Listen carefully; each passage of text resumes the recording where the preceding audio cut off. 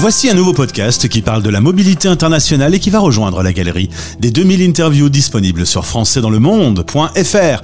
Je suis Gauthier Seyss et j'ai le plaisir de passer 10 minutes avec Nathalie Roure. On va parler de Volontaires Africa. 10 minutes. Le podcast des Français dans le monde. françaisdanslemonde.fr. Alors attention, je vais commencer par une très jolie citation de Martin Luther King. En 68, nous devons apprendre à vivre ensemble comme des frères, sinon nous allons mourir tous ensemble comme des idiots. Et je pense que c'est une belle introduction pour commencer. Bonjour Nathalie. Bonjour Gauthier. Contente de te retrouver puisqu'il y a 3 ans déjà, on faisait un podcast ensemble pour une aventure que tu as menée, 3000 km pour la biodiversité. Tu avais fait un tour de France de 7000 km, 1 an et demi de préparation, 6 semaines sur la route et tu m'as dit que c'était une aventure super enrichissante. Comment ça s'est passé ? Déjà, je voulais te remercier parce qu'à cette époque, c'était en 2021, tu m'avais donné la parole, on avait fait un podcast à l'époque et c'est vrai que c'était un très gros projet qui me tenait à cœur et ça s'est vraiment extrêmement bien passé. Alors ça s'est passé très vite.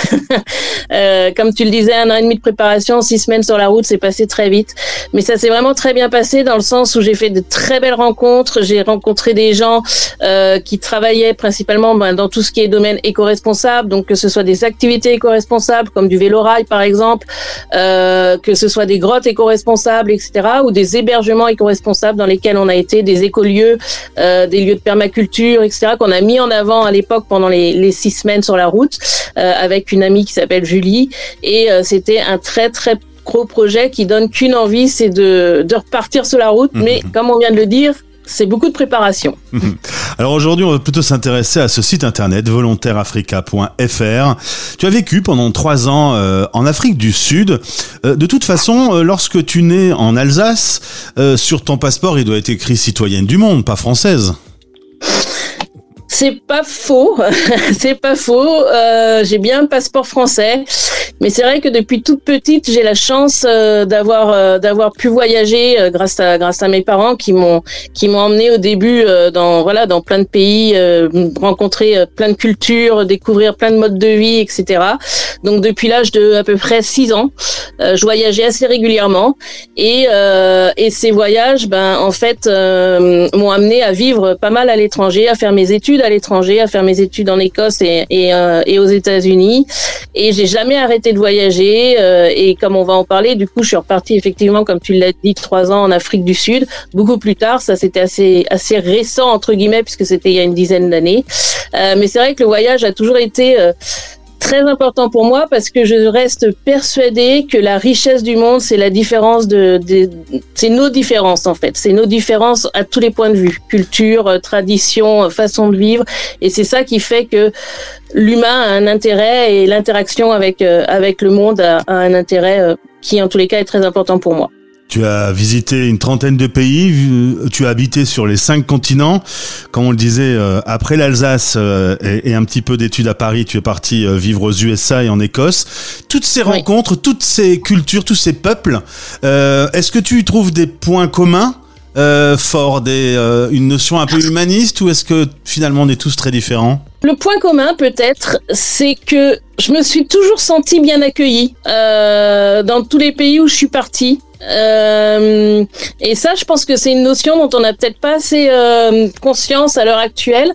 C'est que moi, personnellement, que ce soit des pays où j'ai été que de passage ou des pays dans lesquels je me suis installée, si on fait le premier pas vers l'autre, moi j'ai toujours eu un accueil chaleureux, un accueil formidable, et c'est vrai que ça c'est peut-être ce qui nous rejoint tous. En tous les cas, j'ai envie d'y croire.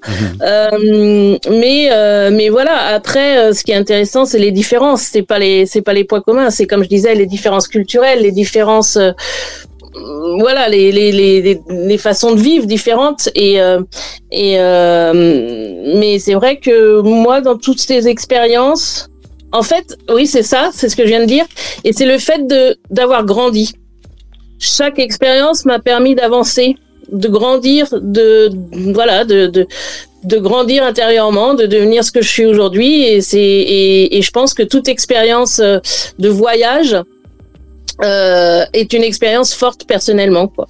Alors du coup, quand tu découvres l'Afrique du Sud, alors les habitants et les animaux, parce qu'on va parler pas mal d'animaux dans un instant, là tu te dis faut que je partage ça, et c'est pour ça que tu proposes aujourd'hui de vivre des missions d'éco-volontariat. Tu préfères ce terme à humanitaire parce que c'est pas vraiment des champs de guerre avec des gens à soigner, il y a plus une découverte de la nature et du monde, quoi. Oui, c'est ça exactement. Pour moi, l'humanitaire, c'est un mot extrêmement fort et en fait, déjà, ça a trait à l'humain, alors que comme tu viens de le dire, la plupart des projets avec lesquels je travaille, qui sont des associations locales sud-africaines, sont plus axés sur tout ce qui est environnement et animalier.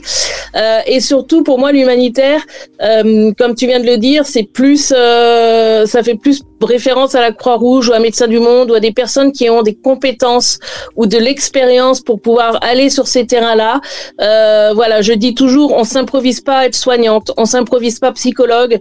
Il y a des métiers qui requièrent des compétences et ça, c'est justement les travers parfois du volontariat ou de l'éco-volontariat, c'est que il faut faire très attention de faire quelque chose pour lequel on est apte à le faire.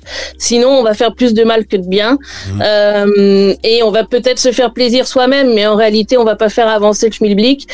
Donc voilà, pour moi, je reste assez simple sur ce que je propose, dans le sens où pour moi, c'est pas de l'humanitaire, c'est du volontariat, ce qui veut dire qu'en fait, c'est ouvert absolument à tout le monde en termes de compétences et en termes d'expérience. Et justement, je fais très attention à ce que ce soit des choses que tout le monde puisse faire et qui ne s'inventent pas, en fait. Alors, on est à la radio, donc on va préciser quand même une chose. Volontaire s'écrit TE2RE. Volontaire Africa, allez faire un tour sur le compte Instagram. Il y a des photos avec des animaux trop mignons, des choses vraiment très jolies. On en parlait hors antenne avant de commencer cette interview. À part les reptiles, où on va être honnête, je suis un peu moins emballé par ce reptile qui ouvre sa gueule en grand et j'ai l'impression que je vais mourir alors que je suis juste derrière c'est juste un écran d'ordinateur. Enfin, en tout cas, tu fais vivre des aventures incroyables aux gens qui participent à Volontaire Africa. Écoute, ça me fait plaisir de t'entendre dire ça parce que c'est tout le but. C'est en fait tout le but de faire vivre des expériences incroyables à des gens, tout simplement parce que moi, j'ai eu la chance de la vivre, cette expérience. Moi, je suis partie sur ces projets en Afrique du Sud il y a 15 ans. L'éco-volontariat n'était pas tellement connu en France. Je suis partie dans une petite association au fin fond de la brousse. Mon entourage me disait que j'étais complètement cinglée. Je savais même pas où j'allais, s'il y avait des gens au bout du tunnel, et voilà. Et en fait, c'est une expérience qui a changé littéralement ma vie. Et du coup, je me suis dit, je peux pas juste la garder pour moi. Il faut que j'en fasse profiter les autres. Il faut que voilà, qui veut bien l'entendre et qui en a envie, et au moins quelqu'un qui lui permette de faire les démarches pour pouvoir vivre cette expérience. Et c'est vrai que depuis que Volontaire Africa existe, donc ça va bientôt faire 10 ans maintenant, parce que c'était en 2015, et ben en fait j'ai pas mal d'anciens volontaires qui aujourd'hui ont eux-mêmes changé de vie. J'en ai qui habitent en Afrique du Sud, qui sont rangers, qui gèrent des lodges, qui ont créé leur boîte de safari, et ça a permis de créer des vocations. Alors attention, c'est pas mon but de changer la vie de tout le monde, parce que parce que ça serait un peu le bazar. Mais même une expérience d'une semaine ou 2 semaines, c'est hyper enrichissant et ça permet aussi d'être hyper formateur. Et c'est moi j'appelle ça des expériences de vie. Alors en l'occurrence, même sur les reptiles, et je ne peux que te rejoindre. Tu m'as dit tout à l'heure, en même temps tu l'as jamais fait. On a une appréhension pour cet animal qui est un peu chelou. On va pas tourner autour du pot, mais toi tu sais le prendre dans les bras et tu peux avoir une affection comme je l'ai avec mon petit chat. Non, moi j'ai un chat et un chien. Je dirais pas que j'ai une affection pour un serpent de la même manière que j'aurais avec mon chat et mon chien, mais je pourrais y apporter le même intérêt. Ce serait pas de l'affection, ce serait plus de l'intérêt, de la curiosité, de l'envie d'apprendre. C'est vrai que les reptiles, la mission sur les reptiles, c'est pas celle que les personnes vont chercher en premier, parce que comme je te disais avant qu'on commence l'interview, et ça j'en reste absolument persuadée, on a peur de ce qu'on connaît pas. Et en fait, on a des appréhensions qui sont créés, voilà, parce que le reptile c'est pas très beau entre nous. C'est vrai qu'un reptile c'est moins beau que, je sais pas, un magnifique lion mâle ou un bébé éléphanteau, ou voilà, c'est moins mignon, on va dire.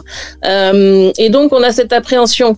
Mais oui, moi je peux prendre un serpent ou n'importe quel reptile dans les bras. J'ai pas peur, parce que justement on m'a expliqué, on m'a appris pourquoi il y avait pas de raison d'avoir peur. Et c'est aussi que il faut savoir les appréhender, et il faut savoir quand avoir peur, quand ne pas avoir peur, il faut savoir les réactions à avoir, etc. Et ça, c'est hyper intéressant, je trouve. Alors, en l'occurrence, on ressemble un peu plus aux babouins. Il y a un projet de réhabilitation des babouins, qui est un étrange animal qui ressemble parfois très très fort à certains de mes potes. Par exemple, donc projet de réhabilitation des babouins, projet de recherche et de conservation de la faune sauvage, des aventures. Donc, on s'inscrit sur le site. Il y a un planning. Tu prends tout en charge, l'organisation. Ouais. Alors en fait, faut savoir que Volontaires Africa aujourd'hui, c'est 5 associations en Afrique du Sud, tout en Afrique du Sud, des associations locales, sud-africaines. Donc ça permet aussi de faire travailler des locaux sur place quand on participe. Et c'est des missions qui vont entre 1 semaine et 3 mois. Pour des raisons de visa, c'est pas plus de 3 mois. Et effectivement, on peut partir. Je m'occupe de tout. Il suffit de me contacter et je m'occupe de toute l'organisation sur place. Évidemment, il y a des équipes encadrantes, des managers, des staffs, etc. Tous les projets sont bien encadrés, c'est très important pour moi. Mais moi, je m'occupe de toute la logistique de la préparation avant de partir. Je réponds à toutes les questions. Souvent, les gens sont rassurés parce que du coup, moi, je parle français, ce qui n'est pas forcément le cas des gens sur place, qui sont anglophones. Et j'accompagne vraiment avant le projet, pendant le projet, et après, si les gens ont envie, parce que parfois, comme je disais, il y en a qui me rappellent parce qu'ils ont envie d'y retourner, parce qu'ils ont envie de faire une formation de rangers, parce que XY raison, et c'est là mon rôle, c'est vraiment d'encadrer, de sécuriser les gens qui vont partir au fin fond de la brousse, au bout du monde, et qui sont peut-être plus rassurés par quelqu'un qui va les encadrer, quelqu'un qui l'a fait en fait, qui l'a vécu et qui était sur place pendant plusieurs années et qui sait vraiment de quoi elle parle. Alors finalement, toi qui as bossé 12 ans dans le marketing en France et qui un jour a changé de vie, toi aussi à ton tour, tu changes la vie des autres.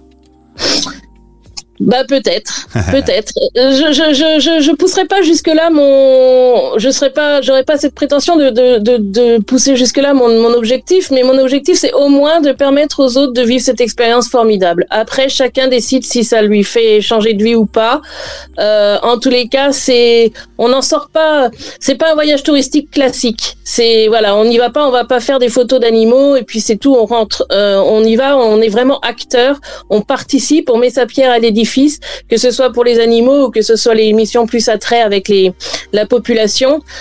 Et dans tous les cas, on en sort, comme je disais, grandi et différent, quoi. Alors après, changer de vie, ça, c'est une autre étape et chacun fait ce qu'il veut après. Je suis là pour accompagner s'il y a besoin. Mais mon objectif premier, c'est surtout de permettre à d'autres d'avoir la chance de vivre cette expérience que moi-même, j'ai eu la chance de vivre, quoi.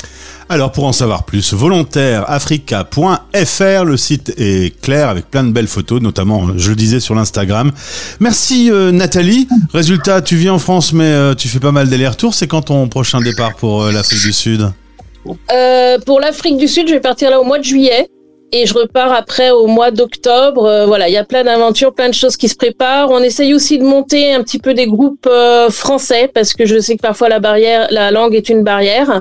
Il y a des nouveaux projets qui vont être inclus à Volontaires Africa dans les mois à venir.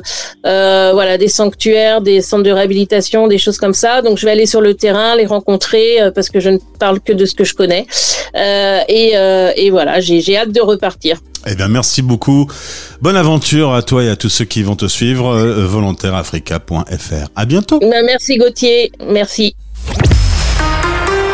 Français dans le monde. Français dans